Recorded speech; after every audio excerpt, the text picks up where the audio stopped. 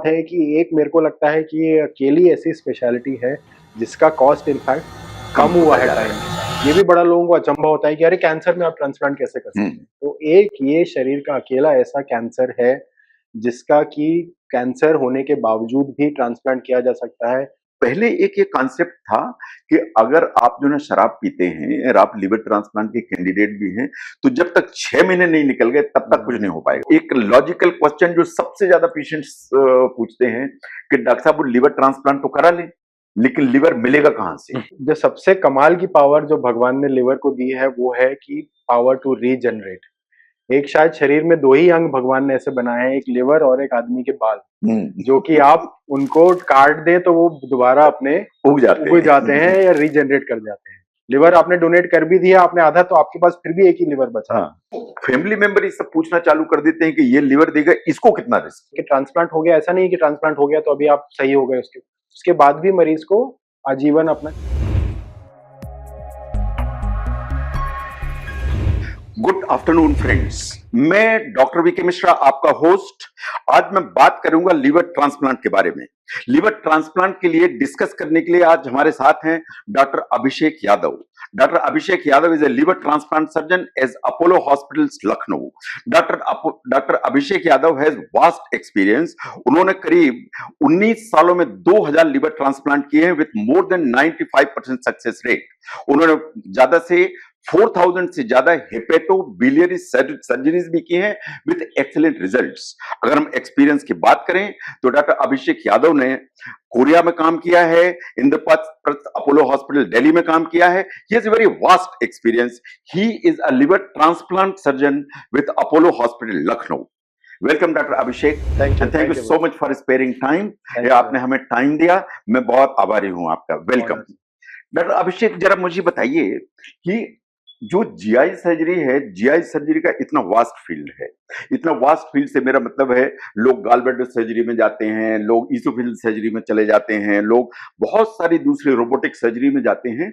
ऐसा क्यों आपने चुना कि आप लिवर ट्रांसप्लांट सर्जरी में ज्यादा जाएंगे? पहली बात तो thank you very much sir, आपने इनवाइट किया। और डॉक्टर वीके मिश्रा को तो आई थिंक पूरी दुनिया ही जानती है। It's so nice. तो देखिए सर, मेरी जर्नी यहाँ से शुरू हुई कि मेरे को, आप जानते हैं जब हम एमएस करते हैं, जब हम जनरल सर्जरी की ट्रेनिंग कर रहे होते हैं, उसमें हमें सारे अंगों की सर्जरी का एक्सपोजर होता है। तो मेरे को उस समय इंटरेस्ट बहुत था कि वैस्कुलर सर्जरी में जो नसों की जो ऑपरेशन होता है, जो वैस्कुलर सर्जरी जिसको बोलते हैं, उसमें बड़ा इंटरेस्ट था मेरे को। लेकिन अनफॉर्चुनेटली मेरे को ऐसा बताया गया था कि आपको वैस्कुलर सर्जरी में बहुत ज़्यादा स्कोप नहीं है और कार्डियक सर्जरी में बहुत ज़्यादा स्ट्रगल होता है, बहुत स्ट्रगल करना पड़ता है। तो साथ में इंटरेस्ट जीआई सर्जरी में भी था। तो सोचा कि चलो अब जीआई सर्जरी में अपना फील्ड बनाते हैं, लेकिन वो जो वैस्कुलर सर्जरी वाला इंटरेस्ट था वो इसमें बरकरार था। तो आई थिंक एक यही ऐसी फील्ड थी जिसमें कि आपको जीआई का काम भी है और वैस्कुलर का काम भी है। सर्जरी भी काम तो बेसिकली अपना पैशन चेज करते करते आप जीआई सर्जरी और वैस्कुलर सर्जरी की आपने शादी करके और उसको अपना प्रोफेशन बना लिया। एक्चुअली फ्रेंड्स, जीआई सर्जरी में जो लिवर ट्रांसप्लांट सर्जरी है बहुत एडवांस्ड एंड बहुत सोफिस्टिकेटेड एंड बहुत उन्नत फील्ड है जिसमें डॉक्टर अभिषेक यादव हैं। एंड डॉक्टर अभिषेक यादव, जैसा मैंने कहा कि he is very vast experience, more than 2000 liver transplant surgeries. That's a very significant number. Now, doctor Yadav, जरा मुझे एक चीज बताइए कि जैसे हम लोग जब एमबीबीएस करते थे उस समय से हम सुन रहे थे कि लिवर ट्रांसप्लांट चालू हो रहा है, फिर हमने एमडी की, फिर पढ़ते लिखते रहे तो लिवर ट्रांसप्लांट चालू हुआ। आपको जो है ना, क्या लगता है कि in past about 20 years liver transplant कहां पहुंचा? देखिए, लिवर ट्रांसप्लांट साइंस ने, आप जनरली जानते हैं सर कि हर फील्ड में, हर ब्रांच में साइंस में पिछले 15-20 साल में बहुत सारे एडवांसमेंट हुए हैं। आप मेडिकल साइंस देख लीजिए, किसी भी साइंटिफिक लाइन में काफी सारे एडवांसेस हुए। स्पेशली ट्रांसप्लांटेशन की लाइन में बहुत मेजर एडवांसेस हुए हैं। मैं पिछले 18 साल से लिवर ट्रांसप्लांट में काम कर रहा हूँ। तो जो एडवांसेस हमने 3-4 एरियाज में जो एडवांसमेंट्स देखे हैं, मेन चीज तो ये है कि बहुत सेफ ऑपरेशन हो गया है आजकल के लिए मरीजों के लिए। जब हम लोग ने ट्रांसप्लांट की जर्नी करी थी तब हम लोग बोलते थे मरीजों को कि 75 से 80% सक्सेस रेट ट्रांसप्लांट में हम लोग को मिलता है। लेकिन आजकल यूनिवर्सली हम देखते हैं कि अच्छे एक्सपीरियंस सेंटर में 90 to 95% सक्सेस रेट 95% तो बहुत अच्छा ट्रांसप्लांट का बन गया है ऑन एन एवरेज ट्रांसप्लांट का। तो एक तो डेफिनेटली मरीजों के लिए बहुत सेफ ऑपरेशन हो गया हो है। गया। दूसरी सबसे कमाल की बात है कि एक मेरे को लगता है कि ये अकेली ऐसी स्पेशलिटी है जिसका कॉस्ट इनफैक्ट कम कम हुआ होता है जा रहा टाइम के है। साथ, क्योंकि लोगों की एक्सपर्टीज बढ़ी है। जो हम लोगों को काफी सारी महंगी महंगी दवाइयां पहले तो देनी पड़ती थी, अभी काफी सारी दवाइयां वो इंडिया में मैन्युफैक्चर होने लगी हैं, उनकी इंपोर्ट्स खत्म हो गए हैं, एक्सपीरियंस बढ़ गया है, एक्सपर्टाइज बढ़ गई है। तो उस वजह से सबसे जो अच्छी बात है मरीजों के लिए कि लिवर ट्रांसप्लांट का कॉस्ट कम। जब कम मैंने हो। ट्रांसप्लांट का अपना जर्नी शुरू किया था तब उस समय ट्रांसप्लांट की कॉस्ट 25 लाख 30 लाख रुपए हुआ करती थी, जो आज की डेट में घट के 18 19 20 लाख की रेंज में आ गई। हाँ, बाकी सबकी तो कॉस्ट इन बढ़ी है। Spite of inflation time and मतलब एवरीथिंग, उस स्पेशलिटी उस सर्जरी की कॉस्ट इनफैक्ट टाइम के कम साथ हुई, मतलब कम हुई बाकी है। जितनी सर्जरीज हैं वो महंगी हुई हैं, yes yes liver yes, transplant की कॉस्ट कम हुई है। दिस कम इज हुई वेरी, है। मैंने यस बहुत जनो वेलकम चेंज है। यस अच्छा, एब्सोल्युटली। ये जो ट्रांसप्लांट जो है ये इतने दिनों से हो रहा है, आपको तो इतना एक्सपीरियंस है, आपने तो 2000 से ज्यादा ट्रांसप्लांट किए हैं। सबसे ज्यादा ट्रांसप्लांट की जरूरत किन मरीजों को पड़ती है? देखिए सर, बेसिकली हम जब ट्रांसप्लांट करते हैं तो 3 कैटेगरी के मरीजों को जनरली, एक तो जिनको होता है कि लिवर का सिरोसिस होता है, तो अगर हम एक साल में 200 ट्रांसप्लांट करते हैं तो उसमें से 80% 85 80 टू 85% पेशेंट्स होते हैं वो लिवर सिरोसिस सिरोसिस के के पेशेंट होते हैं। हैं। एक दूसरा जो 5 से 10% पेशेंट्स का जो हम ट्रांसप्लांट करते हैं वो होता है एक्यूट लिवर फेलियर के लिए, मतलब सडनली 24 घंटे के अंदर आपका लिवर फेल हो काम गया। करना बंद हो गया, फेलियर हो गया। तीसरा जो सबसे एक जो मुख्य कारण आजकल की डेट में भी बनता जा रहा है वो है कि लिवर कैंसर की वजह से कि हाँ। ट्रांसप्लांट। ये भी बड़ा लोगों को अचंभा होता है कि अरे कैंसर में आप ट्रांसप्लांट कैसे कर सकते हैं? तो एक ये शरीर का अकेला ऐसा कैंसर है जिसका कि कैंसर होने के बावजूद भी ट्रांसप्लांट किया जा सकता है, और इनफैक्ट लिवर कैंसर के मरीजों के लिए लिवर ट्रांसप्लांट जो है हम्म। ये one of the most successful treatment modalities आज की डेट में माना जाता है। हम्म। तो वही है डॉक्टर साहब, एक्चुअली अगर हम ध्यान से देखें कि लिवर सिरोसिस बड़ी कॉमन प्रॉब्लम है। जी अच्छा, लिवर सिरोसिस है तो एक बार अगर लिवर सिरोसिस हुई तो ये बात बिल्कुल सही है कि लिवर में जो डैमेज है वो परमानेंट हो गया।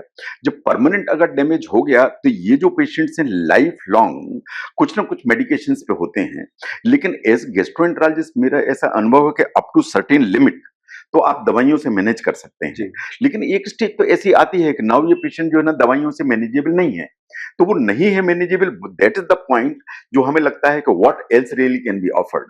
नो, प्रॉब्लम ये है कि जितनी भी लिवर आई मीन की सिरोसिस है वो हेपेटाइटिस बी के चलते होती, सी के चलते होती, अल्कोहल के चलते होती। चौथे जो कारण they are not very common. तो लोगों का ऐसा है कि हमें तो हेपेटाइटिस बी है, हमारा ट्रांसप्लांट कैसे हो जाएगा? तो क्या हेपेटाइटिस बी के जो मरीज हैं उनका ट्रांसप्लांट हो ही नहीं पाता है, या सी के मरीजों का? देखिए सर, ये बड़ा बड़ा अच्छा क्वेश्चन है आपका।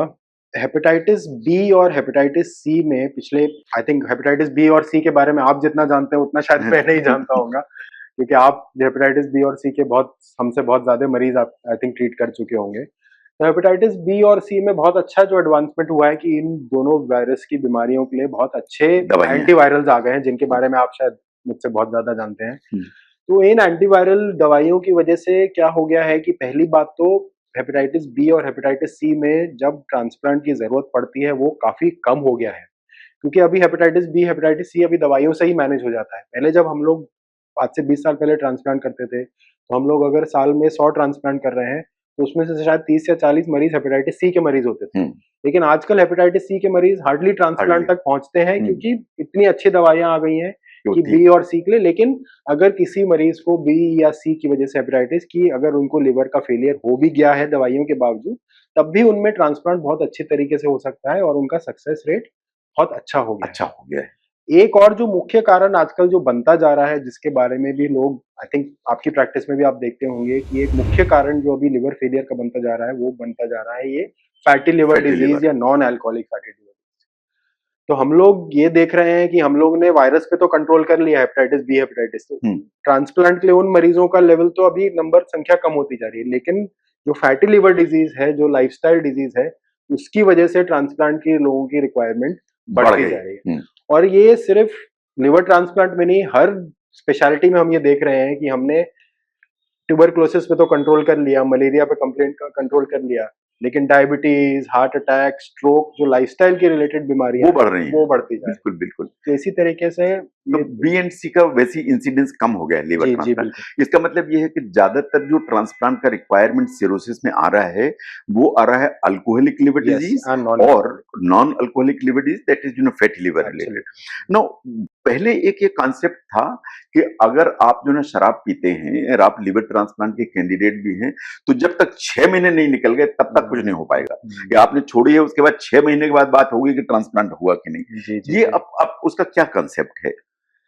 देखिए सर, ये जो कॉन्सेप्ट था आज से 2 साल पहले, 3 साल पहले, ये कॉन्सेप्ट था कि अगर कोई इंसान जिसको कि लिवर की बीमारी है, 6 महीने तक उसको शराब छोड़नी है, उसके बाद ही उसको ट्रांसप्लांट के लिए कंसिडर करना है। और उसकी वजह ये मानी जाती थी कि अगर 6 महीने तक हम वेट नहीं करें, तो एक हाई लाइक्लीहुड है कि ये मरीज ट्रांसप्लांट के बाद फिर से शराब पीना शुरू कर देगा और जो उनकी नई लिवर है वो हम्म, खराब हो जाएगी। लेकिन हमने और दुनिया भर के जो साइंटिफिक कम्युनिटी है, उन्होंने ये देखा कि 6 महीने वेट करने से क्या होता था कि ट्रांसप्लांट के वेट करते करते ही अनफॉर्चुनेटली 6 महीने में कई सारे पेशेंट जो होते थे वो वो डिवाइस। बच ही नहीं पाते थे और उनकी डेथ हो जाती थी। इसीलिए अभी वर्ल्ड ओवर जितनी भी, चाहे आप अमेरिकन गाइडलाइंस की बात करें, यूरोपियन गाइडलाइंस की बात करें, एशियन, इंडियन गाइडलाइन, तो सबने अभी वो 6 महीने का जो टाइम पीरियड है वो हटा दिया है। और हमने अपने एक्सपीरियंस में ये भी देखा है कि ट्रांसप्लांट करने के बाद जिन लोगों को शराब पीने की वजह से भी लिवर खराब होता है, इंडियन स्टडीज में हमने ये देखा है कि वो जो वेस्टर्न लिटरेचर के कंपैरेटिवली इंडिया में बहुत कम लोग ऐसे हैं जो अल्कोहल या शराब का सेवन ट्रांसप्लांट के बाद फिर से शुरू करते हैं। अब उसका मुख्य कारण ये है, उसका मेन रीजन ये है कि इंडिया में जो ट्रांसप्लांट्स होते हैं वो मेनली लिविंग डोनर ट्रांसप्लांट होते हैं। किसी की वाइफ डोनेट कर रही है, किसी का भाई डोनेट कर रहा है, किसी की सिस्टर डोनेट कर रही है, किसी का ब्रदर डोनेट कर रहा है, तो वो एक फैमिली बॉन्ड इतना ज्यादा स्ट्रांग हो जाता है कि उस इमोशनल प्रेशर की वजह से ही बहुत सारे लोग नहीं ड्रिंकिंग पीते हैं, नहीं शराब में नहीं जाते हैं। पीते हैं। तो ये वेस्टर्न जो हमारा डेटा है उसके हिसाब से अल्कोहल के जो ट्रांसप्लांट के बाद करीब 15 से 20% लोग ट्रांस फिर से शराब पीना शुरू कर देते थे, लेकिन इंडियन स्टडीज में हमने देखा है कि ये प्रोपोर्शन काफी कम कम हो है गया एज है। Compare to the western literature. ये दोस्तों, ये बड़ा इंपॉर्टेंट पॉइंट है। ये जो है ना, लोगों का ऐसा कॉन्सेप्ट है कि अगर तू अल्कोहल के चलते लिवर खराब हुआ है और ट्रांसप्लांट की जरूरत भी है, तो जब तक 6 महीने नहीं हो जाएंगे तो उसके पहले लिवर ट्रांसप्लांट पर बात नहीं हो सकती है। डॉक्टर अभिषेक का ऐसा मानना है, एंड साइंटिफिक स्टडीज भी ये कहती हैं कि ये एकदम से ट्रू नहीं है। Living up, I mean giving the जो पेशेंट की जनरल कंडीशन है, रिपोर्ट्स हैं, एंड देखते हुए लिवर ट्रांसप्लांट का जो ऑप्शन है वो पहले भी एक्सरसाइज किया जा सकता है। तो अभी आपने जो है ना डॉक्टर अभिषेक ऐसा बोला कि कुछ पेशेंट्स ऐसे होते हैं जिन्हें एक्यूट लिवर फेलियर होता है। ये जो एक्यूट लिवर फेलियर है उसमें भी ट्रांसप्लांट का ऑप्शन आता है। इसे जरा एक बार हमारे व्यूअर्स को इलेबोरेट करिए कि ये है क्या एक्चुअली।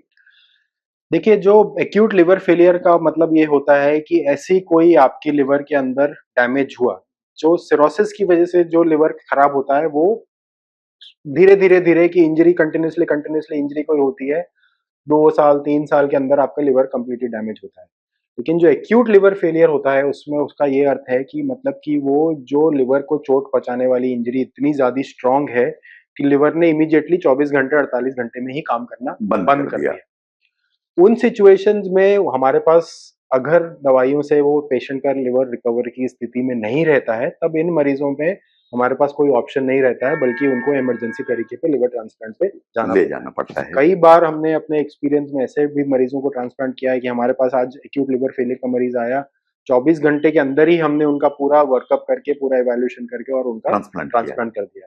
इसका रीज़न ये होता है कि ऐसे मरीजों में जो टाइम पीरियड होता है, वो बहुत कम मिलता है। कम मिलता है। अगर आप उनको इमीडिएटली लिवर ट्रांसप्लांट नहीं करोगे, तो शायद आप उन मरीजों को बचा नहीं पाएँगे। हम्म।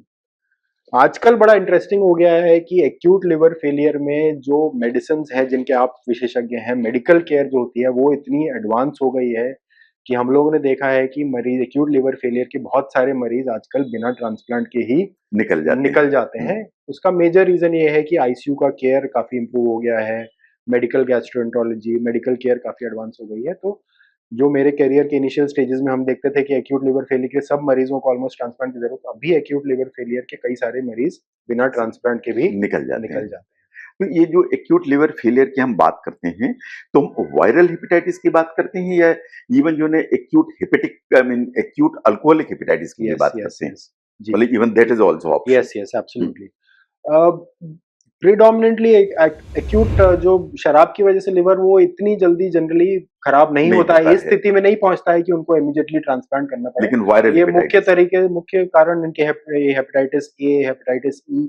दूसरा एक मुख्य कारण जो होता है कि कई बार जो दवाइयाँ होती हैं, कई बार एंटीबायोटिक्स होता है, हाँ जो एक काफ़ी लोगों को मिसकंसेप्शन है, जो इंडिया में बहुत एक कल्चर है कि ओवर द काउंटर एंटीबायोटिक खा लिए, मेडिसिन्स ले ली। हम्म उसकी वजह से भी हमने कई बार देखा है कि इन एंटीबायोटिक्स के सेवन से अनसुपरवाइज्ड एंटीबायोटिक्स, पेन किलर के सेवन से भी हमने देखा है कि कई बार पेशेंट्स एक्यूट लिवर फेलियर में लैंड अप लैंड अप कर कर जाते जाते हैं। तो फ्रेंड्स जब इस चीज को बिल्कुल ध्यान से देखिए कि जो वायरल हेपेटाइटिस होती है वो हेपेटाइटिस ए के चलते होती है, हेपेटाइटिस ई के चलते होती है। ये दोनों वायरस खाने पीने से आते हैं। हेपेटाइटिस बी के चलते होती है, सी के चलते होती है, ब्लड के चलते आते हैं। ये जो ए और ई के वायरस हैं ये डोमिनेंटली एक्यूट वायरल हेपेटाइटिस के कर देते हैं। ये बात सही है कि ये काफी हद तक ठीक होने की संभावना होती है विथ मेडिकल मैनेजमेंट, लेकिन कुछ परसेंटेज पेशेंट्स जरूर ऐसे होते हैं जो एक्यूट लिवर फेलियर में जाकर कोमा में चले जाते हैं, इन वास्तव में जान के खतरे में चले जाते हैं, चाहे भले ही उनकी संख्या 1 to 2% हो। जैसा डॉक्टर अभिषेक ने कहा कि दीज आर दी पेशेंट्स जिनको अदरवाइज लगता है कि ये नहीं निकल पाएंगे with the medical management, they are the right candidates for liver transplant. And liver transplant के अगर हम रिजल्ट्स को देखें तो जैसा डॉक्टर अभिषेक ने कहा कि इस कैटेगरी ऑफ पेशेंट्स में लिवर ट्रांसप्लांट के जो रिजल्ट्स हैं वो बहुत क्विक एंड बहुत एक्सीलेंट हैं। तो इसलिए उस एंगल पे अपने को जरूर ध्यान देना चाहिए कि क्या एक्यूट वायरल हेपेटाइटिस अगर इंप्रूव नहीं हो रहा है एंड द पेशेंट कोमा में है, डिटोरेट कर रहा है, तो immediate option for liver transplant should be exercise. ये डॉक्टर अभिषेक आपने बीच में बोला कि जो liver cancer is one area जहां लिवर ट्रांसप्लांट हमेशा पिक्चर में आता है। तो हमारे व्यूअर्स जानना चाहते हैं कि लिवर कैंसर में कब ट्रांसप्लांट पिक्चर में आता है? बहुत अच्छा सवाल है सर ये। देखिए ना, लिवर ट्रांसप्लांट में लिवर कैंसर की प्रेजेंस में हम लिवर ट्रांसप्लांट क्यों करते हैं, इसके एक सिंपल एक्सप्लेनेशन दूं तो लिवर कैंसर कभी भी एक नॉर्मल व्यक्ति के लिवर में जनरली नहीं आता है। लिवर कैंसर उन्हीं लोगों को ग्रसित करता है जिन लोगों का लिवर ऑलरेडी किसी कारण से डैमेज्ड होता है। तो जैसे आप अभी अपने प्रैक्टिस में देखते हैं कि जिन लोगों को लिवर सिरोसिस होता है उनमें एक बहुत हाई चांस होता है कि उनमें लिवर कैंसर बने। तो इसीलिए जो लिवर ट्रांसप्लांट होता है उससे आपका लिवर सिरोसिस का भी ट्रीटमेंट होता है और लिवर कैंसर का भी ट्रीटमेंट होता है। तो इसीलिए एक जो लिवर ट्रांसप्लांट है ये लिवर कैंसर के लिए एक बहुत ही इफेक्टिव ट्रीटमेंट माना जाता है। फिर भी मैं ऐसा नहीं बोल रहा कि हर कैंसर के लिवर कैंसर के मरीज का आप ट्रांसप्लांट कर सकते हैं। उसके कुछ क्राइटेरिया होते हैं कि लिवर कैंसर, पहली बात तो लिवर कैंसर जो है वो लिवर तक ही सीमित होना चाहिए। अगर वो कैंसर फैल के आपके फेफड़ों में फैल गया है या आपकी बोन्स में फैल गया है तब फिर ट्रांसप्लांट का कोई मतलब नहीं होता है। दूसरा ये होता है कि उसके कुछ साइज के क्राइटेरिया होते हैं कि वो जो ट्यूमर होता है वो एक पर्टिकुलर साइज के अंदर होना चाहिए, 7 सेंटीमीटर के अंदर, 8 सेंटीमीटर के अंदर होना चाहिए, 4 से 5 ट्यूमर ही होने चाहिए लिवर के अंदर। तो उसके कुछ क्राइटेरिया हैं। अगर मरीज वो क्राइटेरिया को फुलफिल कर सकता है, उन कंडीशंस में जो होता है लिवर ट्रांसप्लांट लिवर कैंसर के लिए one of the most effective treatment modalities आज की डेट में अवेलेबल है। और उसका रीजन ये है कि लिवर ट्रांसप्लांट से आपका लिवर कैंसर का क्योर भी हो रहा है और लिवर कैंसर जिस वजह से बना लिवर सिरोसिस की वजह से उसका भी क्योर हो रहा है। इसका मतलब ये है फ्रेंड्स कि जैसा ये बात होती है कि एक बार लिवर कैंसर हुआ अब कुछ नहीं हो पाएगा। एक बार जो है ना कैंसर लिवर में डेवलप हो गया तो अब जो है ना इससे निकलने का कोई रास्ता नहीं है, ये कॉमन कॉन्सेप्ट है। जैसे डॉक्टर अभिषेक ने कहा कि कुछ ग्रुप पेशेंट्स के ऐसे हैं लिवर जो आई मीन उसकी साइज कैसी है, उसकी लोकेशन कैसी है और कहीं फैला हुआ तो नहीं है। तो इन पेशेंट्स को अगर हम देखें तो ये लिवर ट्रांसप्लांट के लिए बिल्कुल सूटेबल कैंडिडेट होते हैं। इसका मतलब ये है कि अगर पेशेंट की सूटेबिलिटी है फॉर लिवर ट्रांसप्लांट और अगर लिवर ट्रांसप्लांट किया जाता है तो इस पूरी की पूरी प्रॉब्लम से निकलने की मरीज की जो संभावना है वो मोर देन 95-98% हो जाती है। तो ये कि ये जो कॉमन कॉन्सेप्ट है कि लिवर में कैंसर हुआ अब कुछ नहीं होगा, ये शायद कॉन्सेप्ट सही नहीं है। इसका मतलब ये है कि फ्रेंड्स, अगर जो है ना अनफॉर्चुनेटली आपकी फैमिली में या आपके फ्रेंड्स में किसी को लिवर कैंसर है, तो एक बार लिवर ट्रांसप्लांट का जो विकल्प है उसको जरूर एवेल्युएट कराने की जरूरत है कि क्या ये विकल्प हमारे मरीज के लिए पॉसिबल है या पॉसिबल नहीं है। ऐसा डॉक्टर अभिषेक का कहना है। एम आई राइट? Absolutely right. नाउ जैसे जो है ना सिरोसिस लिवर तो इतनी कॉमन प्रॉब्लम है डॉक्टर अभिषेक, हम लोग day and night I mean patients को देखते रहते हैं। किसी के पेट में पानी भरा है, किसी को जॉन्डिस हो गई है, किसी को ब्लीडिंग हो गई है ना। हम देखते हैं कि जो ना पेशेंट्स को प्रॉब्लम होती है, इनको प्रॉब्लम मैनेज भी हो जाती है। नो, एज ट्रांसप्लांट सर्जन जो लिवर सिरोसिस के पेशेंट हैं, आपको क्या लगता है कि क्या ऐसे रेड फ्लैग साइंस हैं जो हमारे जो व्यूअर्स हैं वो भी पहचाने कि उनका कोई डियर वंस अगर लिवर सिरोसिस से सफर करता है, तो इन चीजों को देखें कि ये चीजें ऐसी हैं, अगर हैं तो ये शायद जो ना पेशेंट सिर्फ दवाइयों से नहीं निकल पाएगा। जी, जी। देखिए सर, उसमें सबसे जो मुख्य है कि सिर्फ आपका अगर लिवर सिरोसिस है, आपने अल्ट्रासाउंड कराया है, उसमें आपका लिवर सिरोसिस निकला है, थोड़ा बहुत पेट के अंदर पानी है, तो ऐसे मरीजों को तो बिल्कुल भी ट्रांसप्लांट के लिए कोई इवैल्यूएट करने की जरूरत नहीं होती है। जनरली हम उन मरीजों को बोलते हैं जिसको कि हम साइंटिफिक वर्ड में, साइंटिफिक टर्म्स में यूज करते हैं कि डीकॉम्पनसेशन स्टार्ट हो गया। मतलब कि अभी उस लिवर सिरोसिस उस लिवर से पेशेंट की रोजमर्रा की जिंदगी नहीं चल पा रही है, डीकॉम्पनसेट हो गया है मरीज की। जैसे उनको और मरीज को और दिक्कतें अभी शुरू हो गई हैं कि बार बार खून की उल्टी होने लगी है, या पेट का पानी जो है अभी वो जो हम डायरेटिक की दवाइयां देते हैं उनके एक स्टैंडर्ड डोज से नहीं कंट्रोल हो पा रहा है, या बार बार पानी निकालने की जरूरत पड़ रही है, या पेशेंट को लिवर के फेलियर की वजह से बार बार अमोनिया का लेवल बढ़ रहा है जिसकी वजह से पेशेंट बेहोशी की हालत में जाता जा रहा है, या अगर लिवर सिरोसिस की वजह से पेशेंट की लाइफ इंपैक्ट हो रही है कि उनका नॉर्मल लाइफ अपनी नहीं जी पा रहे हैं, उन कंडीशंस में उन सिरोसिस के पेशेंट्स को हम जनरली एडवाइस करते हैं कि वो ट्रांसप्लांट के लिए इवैल्यूएट हो जाएं। एक मैं अगर आपको सिंपल थोड़ा सा साइंटिफिक, जिसके बारे में आप तो जानते ही हैं, लेकिन कॉमन पब्लिक के लिए एक बड़ा एक सिंपल सा होता है कि एक MELD स्कोर होता है, मॉडल फॉर एंड स्कोर। आप गूगल कर लीजिए इसको, MELD स्कोर आप गूगल कर लीजिए। उसमें आप मरीज का आप जो बिलिरुबिन का वैल्यू होता है, INR का वैल्यू होता है और एक क्रिएटिनिन का वैल्यू होता है, ये तीनों डाल दीजिए। अगर तो किसी सिरोसिस के मरीज का MELD स्कोर जो आता है ये आपका 15 से नीचे आता है, तब आप ये मान के चल सकते हैं कि अब ये दवाइयों से पेशेंट चल सकता है। लेकिन अगर ये 15 से ऊपर आता है उस मरीज का स्कोर, देन अभी वो दवाइयों से मैनेज होने का स्टेज वो पेशेंट पार कर चुका है, और 15 से स्कोर के ऊपर वाले मरीज को बेटर है कि वो लिवर ट्रांसप्लांट के लिए एटलीस्ट इवैल्यूएट अपने आप को करवाए। एक बड़ा लोगों को लगता है कि अगर सब सिरोसिस के मरीज को लिवर ट्रांसप्लांट की जरूरत है, लेकिन मैं आपको अगर स्टैटिस्टिक्स बताऊं तो मेरे ख्याल से 80 से 85% सिरोसिस के मरीज जो होते हैं वो दवाइयों से ही मैनेज हो जाते हैं, और सिर्फ लगभग 15 से 20% सिरोसिस के मरीज ही ऐसे होते हैं जिनको एक्चुअली ट्रांसप्लांट की जरूरत पड़ती है। एक्चुअली कभी ऐसा होता है कि कोई पेशेंट जो ना किसी प्रॉब्लम लेके आया, मान लीजिए से for example somebody has come with के मुझे पेट में दर्द है एंड जो मुझे गैस बनती है, खट्टी खट्टी डकारें आती हैं। मैंने बोला कि तुम अपना अल्ट्रासाउंड कराओ, ब्लड टेस्ट करो। मैंने एग्जामिन कराया एंड इट टर्न्ड आउट कि नहीं, इसे तो लिवर सिरोसिस है। नाउ मैंने जैसे ही कहा कि तुमको लिवर सिरोसिस की बीमारी है, तो उसका जो बेटा है या अटेंडेंट है उन्होंने तुरंत ही बोला कि डॉक्टर साहब इसका मतलब ये कि इनका लिवर तो इतना खराब है तो इनको तो अब ट्रांसप्लांट कराना पड़ेगा। तो डॉक्टर अभिषेक ये बताइए कि लिवर ट्रांसप्लांट का जो ये बात होती है तो राइट टाइम है क्या? राइट टाइम अपने अभी बात करी, अभी अब तुम लोगों ने डिकम्पनसेटेड की बात की, क्या है, what is the right time? देखिए, जब किसी मरीज का सर लिवर खराब होता है तो आप तो जानते ही हैं कि एक लिवर शायद एक शरीर में ऐसा अंग बना है भगवान ने जिसका कि कोई भी रिप्लेसमेंट आजकल साइंटिफिक कम्युनिटी ढूंढ नहीं पाई है।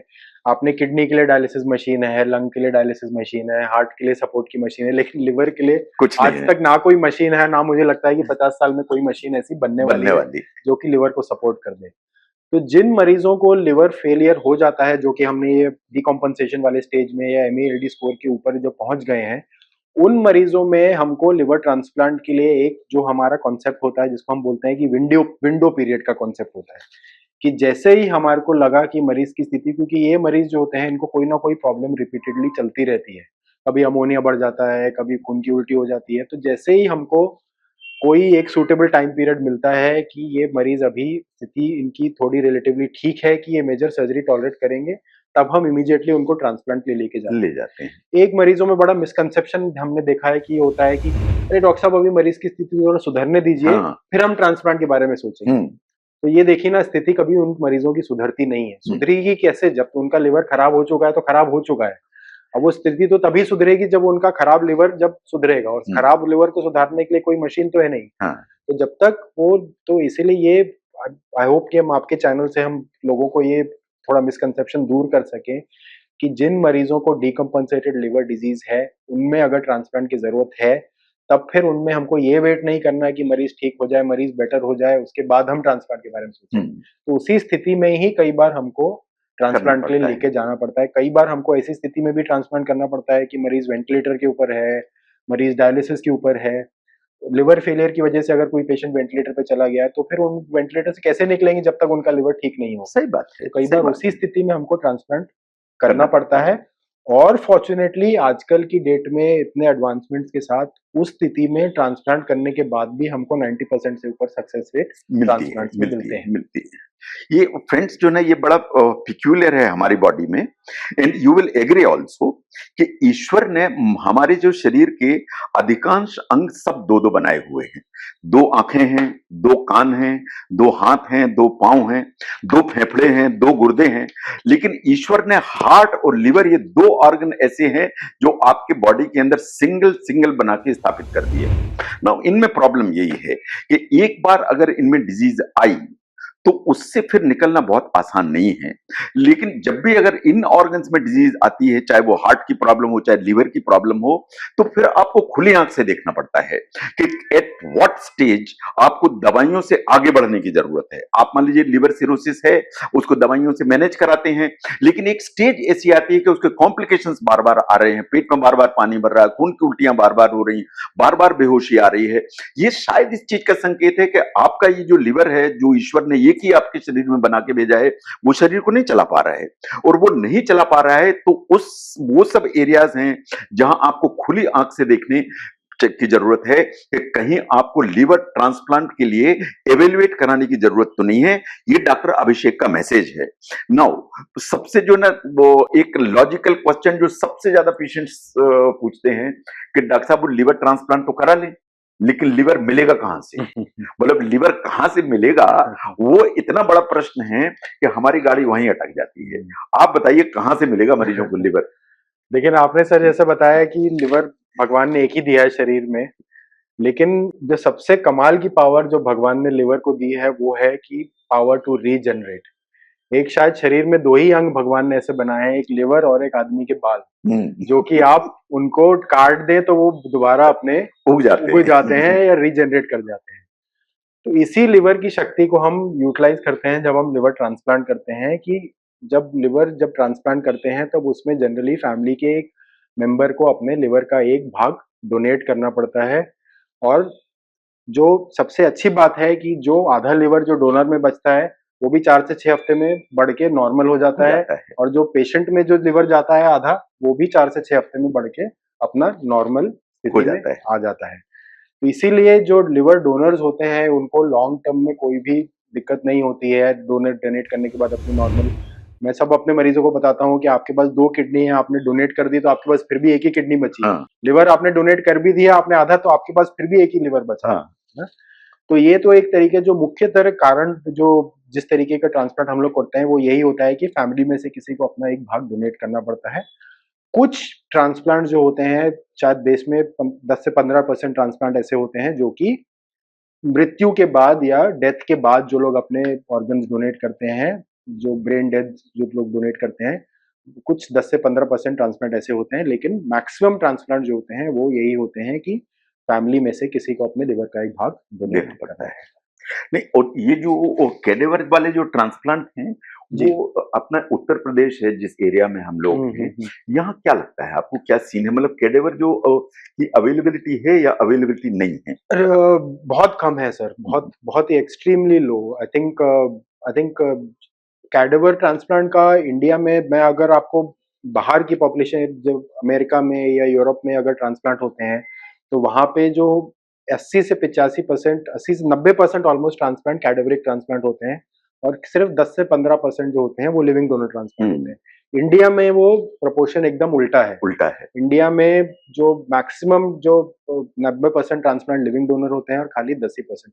उसका रीजन ये है कि जितने लोगों को ऑर्गन्स की रिक्वायरमेंट है वो बहुत ज्यादा है, जितने लोग डोनेट करने वाले हैं वो बहुत कम है। थोड़ा सा मिसमैच है कि ठीक है, साउथ इंडिया में कुछ स्टेट्स में डोनेशन रेट बहुत ज्यादा है, लेकिन वहां पे भी जितने लोग वेट कर रहे हैं और जितने लोगों को जरूरत है, तो वो बहुत ज्यादा मिसमैच है। जनरली हमें अपने एक्सपीरियंस में यही देखते हैं कि जो लोग कैडेवर ट्रांसप्लांट में जाते हैं उनमें से मैं अपने मरीजों को बोलता हूँ, देखिए ये एक लॉटरी जैसा है, आपने लॉटरी खरीद ली, लेकिन कितने लोगों की लॉटरी एक्चुअली लगती है। तो अनफॉर्चुनेटली हमारे देश में और स्पेशली नॉर्थ इंडिया में विकल्प एक यही बचता है लोगों के पास कि एक अपने फैमिली मेंबर को डोनेट करें। अच्छा, और सबसे अच्छी बात है कि आजकल टेक्नोलॉजी के एडवांसमेंट से इतने सारे बैरियर जो पहले थे, जैसे पहले हम लोग देखते थे कि सेम ब्लड ग्रुप की जरूरत होती थी, अभी तो दूसरे ब्लड ग्रुप का ट्रांसप्लांट भी, ये भी इनकम्पैटिबल ट्रांसप्लांट भी हम लोग कर सकते हैं कि कोई और दूसरे ब्लड ग्रुप का अगर फैमिली मेंबर है तो उसका भी हम लेके ट्रांसप्लांट कर सकते हैं। उनके सक्सेस रेट भी अभी इक्वल जैसे ट्रांसप्लांट हो सकते हैं। नहीं, ये बिल्कुल बात सही है, जैसा डॉक्टर अभिषेक ने कहा कि लीवर इज वन ऑर्गन जो रीजनरेट करने की ताकत रखता है। नाउ रीजनरेट करने की जो ताकत रखता है दोस्तों, आपको बिल्कुल कॉमन सेंस से समझने की जरूरत है कि ये रीजनरेटिंग प्रोसेस होती क्या है, क्या रीजनरेट हो जाता है।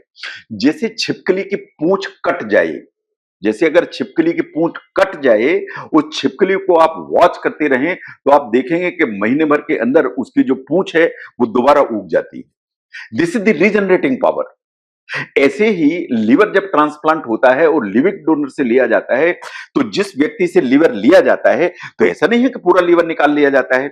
उसका अप्रोक्सीमेटली कितने परसेंट एरिया लेते हैं? वो डिपेंड करता है सर। जनरली जब हम किसी बड़े आदमी के लिए लिवर लेते हैं तो जनरली हम जो लिवर का दाहिना हिस्सा जो कि अप्रोक्सीमेटली 60% लिवर लेते हैं। जब हम बच्चों के लिए ट्रांसप्लांट करते हैं तब बहुत छोटा 20 से 25% ही लिवर निकाला जाता है।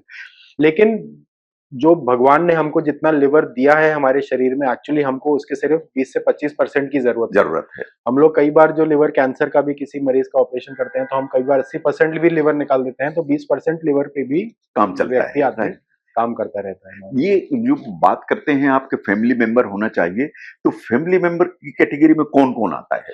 फैमिली मेंबर देखिए सर, ये बाय लॉ जो इंडियन, क्योंकि आप जानते हैं कि जितने भी ट्रांसप्लांट्स होते हैं सिर्फ इंडियन गवर्नमेंट के बाय लॉ से हम लोग कोई भी ट्रांसप्लांट करते हैं तो गवर्नमेंट की ऑथराइजेशन कमेटी से हमको लेनी पड़ती है।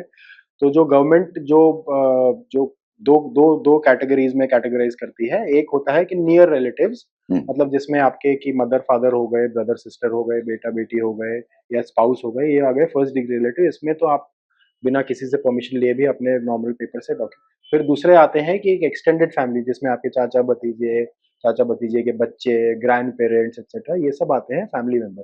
तो कोई भी एक कनेक्शन हो, चाहे वो इमीडिएट कनेक्शन हो चाहे सेकेंड डिग्री कनेक्शन हो, ये रिक्वायरमेंट होती है। लेकिन इस रिक्वायरमेंट की कोई मेडिकल रिक्वायरमेंट नहीं होती है, ये एक लीगल रिक्वायरमेंट है। मेडिकली ऐसा कोई रिक्वायरमेंट नहीं है कि अगर कोई दूसरा फैमिली मेंबर फैमिली से बाहर वाला कोई डोनेट कर देगा तो लिवर रिजेक्ट हो जाएगा, ऐसा नहीं होता है। ये इसलिए जो रिक्वायरमेंट रखी गई है, ये लीगल फॉर्मेलिटी के लिए।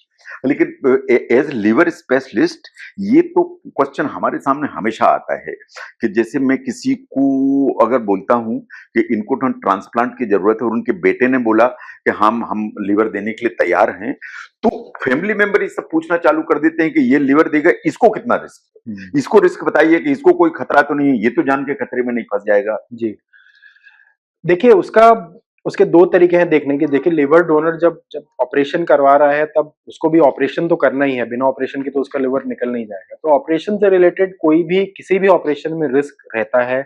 आप देखते हैं कि आप कोई भी हर्निया का ऑपरेशन भी छोटा होता है तो उसमें भी एक रिस्क, तो एक सर्जरी से रिलेटेड रिस्क रहता है। लेकिन कोई भी डोनर्स के लिए ऐसा कोई मेजर रिस्क नहीं होता है कि उनको आगे जाके कि उनकी लाइफ कॉम्प्रोमाइज हो जाएगी या वो काम पे नहीं जा पाएंगे, आजीवन उनको टेस्ट कराने पड़ेंगे, आजीवन मेडिकल फॉलोअप कराना पड़ेगा, आजीवन दवाइयाँ खानी पड़ेगी, या लेडीज होती हैं वो डोनेट करने के बाद प्रेग्नेंट नहीं हो पाएंगी, ऐसा कुछ भी नहीं होता है। एक बार सर्जरी के बाद इमीडिएट जो सर्जरी के पीरियड का जो 0.5%, 0.2% जो रिस्क सर्जरी से एसोसिएटेड रिस्क रहता है, लेकिन लॉन्ग टर्म में इनको कोई भी लिवर देने के बाद कोई भी डोनर्स को लंबे टाइम तक कोई दिक्कत नहीं होती है, ना उनको फॉलोअप की ज़रूरत होती है।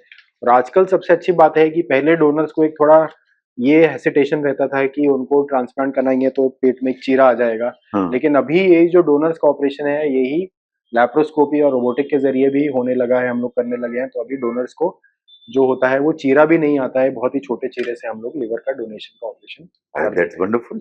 तो इसका मतलब है चीरे का भी डर नहीं है, तो वो तो कॉस्मेटिक सर्जरी जो ना हो गई ये तो पूरी नहीं, तो इसका मतलब है कि ये जो डोनर्स इतने परेशान रहते हैं कि हमारी सेफ्टी का क्या होगा, डोनर को सेफ्टी के लिए बिल्कुल देखिए ना परेशान होने की जरूरत नहीं। देखिए ना हम लोग के जो ट्रांसप्लांट प्रोग्राम होता है, कोई भी रीजनेबल ट्रांसप्लांट प्रोग्राम होता है, उसमें डोनर की सेफ्टी जो होती है वो सबसे इम्पोर्टेंट पार्ट होती है। हम्म, मरीज तो पेशेंट है, चलिए उनको तो रिस्क लेके हम ऑपरेशन करना है, लेकिन डोनर एक हेल्दी इंसान है। वो सिर्फ किसी के गुडविल में एक अपने एक मेजर ऑपरेशन अपना करवा रहा है, तो डोनर की सेफ्टी का हम हमेशा ध्यान रखा जाता है। एक हॉस्पिटल की पूरी एक कमिटी होती है, 15 से 20 डॉक्टर्स की कमिटी होती है। हर एरिया का स्पेशलिस्ट डॉक्टर डोनर को इवैल्यूएट किया जाता है। डोनर के कम से कम 60 से 70 टेस्ट कराए जाते हैं। हर माइन्यूट लेवल तक जाके उनका डोनर का इवैल्यूएशन होता है, और कहीं भी अगर थोड़ा-सा भी डेविएशन दिखता है हम लोगों को कि डोनर का हमने ईसीजी कराया, उसमें थोड़ा-सा भी चेंज दिख गया, तो हम तुरंत डोनर को मना कर देते हैं कि आप डोनर के लिए एलिजिबिलिटी नहीं है नहीं। आपकी। तो वो सिलेक्शन प्रोसेस ही इतना स्ट्रिंजेंट होता है कि जनरली डोनर जो उस सिलेक्शन प्रोसेस को क्लियर करते हैं, वो उनसे गए जनरली इतने फिट होते हैं कि उनमें कॉम्प्लिकेशन होने की रिस्क ऑलरेडी नहीं काफ़ी होती। कम हो जाता है। हुँ। अच्छा, आपके सामने जितने भी पेशेंट लिवर ट्रांसप्लांट के लिए आते हैं, तो कभी ऐसा होता है कि आप ये बोलते हैं कि नहीं ये तो कंट्राइंडिकेटेड है, इस मरीज में लिवर ट्रांसप्लांट नहीं जी, हो जी, जी। पाएगा? हुँ। मतलब क्या कंट्राइंडिकेशंस आपकी नज़र में हैं? कॉन्ट्राइंडिकेशन सर उसमें बेसिकली यही देखिए, जब भी हम कोई ट्रांसप्लांट करते हैं तो हमें ये ज़रूरी है कि ट्रांसप्लांट क्योंकि एक बड़ा ऑपरेशन है, उसमें एक डोनर अपना अपने जान पे खेल के किसी को डोनेट कर रहा है एक ऑर्गन, सैक्रिफाइस करना है, तो हम लोग कोई भी ट्रांसप्लांट करते हैं तो हमारा जनरली एक एम रहता है कि जब तक हम एक्सपेक्ट ना करें कि इस ट्रांसप्लांट में कम से कम हमको 75 टू 80% सक्सेस मिलेगा, हम जनरली वो ट्रांसप्लांट नहीं नहीं करते करते। हैं। अगर हम ये देखते हैं कि इस मरीज को लिवर के साथ और भी कोई दिक्कत है, इनके हार्ट में भी कोई प्रॉब्लम है या किडनीज में भी और कोई प्रॉब्लम है, या हमें लगता है कि इस पेशेंट की, इस मरीज की लिवर की स्थिति इतनी खराब हो गई है कि अगर हम ट्रांसप्लांट करेंगे भी तब भी हमको सक्सेस मिलने का चांस 75% 80% से कम है, तो जनरली हमें उन मरीजों को मना कर देते हैं कि आप फिर ट्रांसप्लांट की डायरेक्शन में मत जाइए, आप मेडिसिन से ही कंटिन्यू काम करिए चलाइए। ट्रीटमेंट। नहीं, आपकी नज़र में जो हमारे व्यूअर्स हैं, अगर उनके जो ना फैमिली मेंबर्स हैं, उनके दोस्त हैं, उनमें से किसी को जो ना इस तरह की प्रॉब्लम है, लिवर सिरोसिस है या लिवर कैंसर है या जॉन्डिस के चलते कोमा है, तो आप इनको क्या मैसेज देंगे कि ये इनको जो ना वो ट्रांसप्लांट की दिशा में आने के पहले क्या करना चाहिए? क्या इनको सोचना चाहिए? मतलब वो उनको जो है आई मीन रेफरल कितना ट्रूली हेल्पफुल होगा? जी। आई थिंक सबसे ज़रूरी बात तो सर मैंने जो अपने इतने सालों की प्रैक्टिस में देखी है वो ये है कि आप गलत लोगों से ओपिनियन मत लीजिए। आपको अगर लिवर के बारे में ओपिनियन लेनी है तो किसी लिवर एक्सपर्ट से लीजिए, जिसको इस स्पेशलिटी में एक्सपीरियंस है, उनसे सलाह लीजिए, उनकी सलाह फ़ॉलो करिए। जनरली लिवर ट्रांसप्लांट में हम ये देखते हैं कि लोग इधर-उधर बातें करते हैं, जिन लोगों को नॉलेज नहीं होती है, उन लोगों से इन्फॉर्मेशन लेके और अपना माइंड मेकअप कर लेते हैं, तो बहुत सारे मिसकंसेप्शन। तो बेस्ट ये है कि आप किसी एक्सपर्ट से, सर जैसे एक्सपर्ट से, या किसी जिनको एक्सपीरियंस है लिवर के केयर में, उनसे ओपिनियन लीजिए और उसके बाद ही अपना माइंड मेकअप करिए, rather than believing in misconceptions and myths जिसके व्हिच इज नहीं, आप जैसे मेरे जैसे गैस्ट्रोएंटरोलॉजिस्ट हैं, जो हम लोग लिवर के फिजिशियंस हैं, हमारे इतने दोस्त हैं जो गैस्ट्रोएंटरोलॉजिस्ट हैं, डॉक्टर अभिषेक, उनको आप क्या मैसेज देंगे कि before sending the patient for transplant उनको क्या और प्रिपेयर करें सो दैट ट्रांसप्लांट के जो रिजल्ट्स हैं वो और इम्प्रूव होने लगे? आई थिंक जो मेजर रीजन वो है सर कि रेफरल काफी कुछ कुछ कुछ डिले होता है, क्योंकि कई बार जो होता है अनफॉर्चुनेटली शायद जो ट्रीटिंग डॉक्टर्स होते हैं वही शायद राइट टाइम पे पेशेंट को सलाह नहीं दे दे पाते हैं। उसका रीजन एक शायद ये भी है कि जो पुराने ज़माने में लिवर ट्रांसप्लांट इतना सक्सेसफुल नहीं था, तो कुछ लोगों को शायद वही मिसकंसेप्शन है भी कि आज से 15 साल पहले 20 साल पहले ट्रांसप्लांट के सक्सेस रेट इतने अच्छे, आजकल की डेट में लिवर ट्रांसप्लांट में काफ़ी प्रोग्रेस आ गया है, लिवर ट्रांसप्लांट के सक्सेस रेट काफ़ी अच्छे हो गए हैं। तो आई थिंक गैस्ट्रोएंटरोलॉजिस्ट का इसमें सबसे बड़ा रोल यही होता है कि सही टाइम पे मरीज को ये दिशा दिखा दी जाए कि आपको ट्रांसप्लांट की ज़रूरत है, आप एटलीस्ट इवैल्यूएट तो करा लीजिए उनका। हाँ। और फिर वो जो जैसे हम लोग की प्रैक्टिस में ये होता है कि जो गैस्ट्रोएंटरोलॉजिस्ट होते हैं, मरीज ऑपरेशन से पहले भी वही लोग मरीज को मैनेज करते हैं। बीच में हम लोग आते हैं कुछ टाइम के लिए ऑपरेशन करने के लिए। उसके बाद जो ट्रांसप्लांट के बाद भी जो आजीवन देखिए ट्रांसप्लांट हो गया, ऐसा नहीं है कि ट्रांसप्लांट हो गया तो अभी आप सही हो गए, उसके बाद भी मरीज को आजीवन अपना चेकअप करना पड़ता है। तो द गैस्ट्रोएंटरोलॉजिस्ट जो है वो रिस्पॉन्सिबल है ट्रांसप्लांट से पहले जो हो रहा है और ट्रांसप्लांट के बाद जो हो रहा है। हम लोग सर्जन जो है सारी खाली बीच में 2-3 महीने के पीरियड के लिए आते हैं। तो आई थिंक इन मरीजों के मैनेजमेंट में सबसे बड़ा रोल तो आप लोगों का गैस्ट्रोएंटरोलॉजिस्ट कम्युनिटी का ही है इन मरीजों के management. Thank you doctor Abhishek. दोस्तों, हमारे साथ आज हैं doctor Abhishek Yadav. Doctor Abhishek Yadav is liver transplant and hepatobiliary surgeon at Apollo hospital Lucknow. ये बहुत सीनियर एक्सपीरियंस सर्जन है। अभी स्क्रीन पर आप ध्यान से देखिए, इस स्क्रीन पर आपको जो है ना doctor VK Mishra and doctor Abhishek Yadav दोनों के फोन नंबर्स फ्लैश करते हुए दिखाई देंगे। आपको कोई भी प्रश्न पूछना हो, आपको कोई भी क्वेरीज हो, आप इन फोन नंबर्स को यूज कर सकते हैं। आपको कोई भी इस तरह का क्वेश्चन है, आप कमेंट करना चाहें, क्वेरी करना चाहें, आप कमेंट में क्वेश्चन पूछिए। आपकी जो भी क्वेरीज हैं उनको आंसर किया जाएगा। नाउ ये इस तरह की जो सीरीज है on hepatobiliary surgery and liver transplant, doctor Abhishek के साथ हम आगे भी वार्ता को बढ़ाएंगे, लेकिन आज यहीं पर विराम, आज यहीं पर रुकते हैं। Thank you, Dr. Abhishek. Thank you very much. Such a nice pleasure. Thank you very much. It has been a pleasure. और आपने इतना समय दिया, इतने अच्छी जानकारी दी, हमारे जो व्यूअर्स हैं वो जो है इतने बेनिफिट इससे हुए। मैं समझता हूँ it's immense help to the community and to the society, जिसके लिए मैं आपका बहुत आभारी रहूंगा। Thank you so much.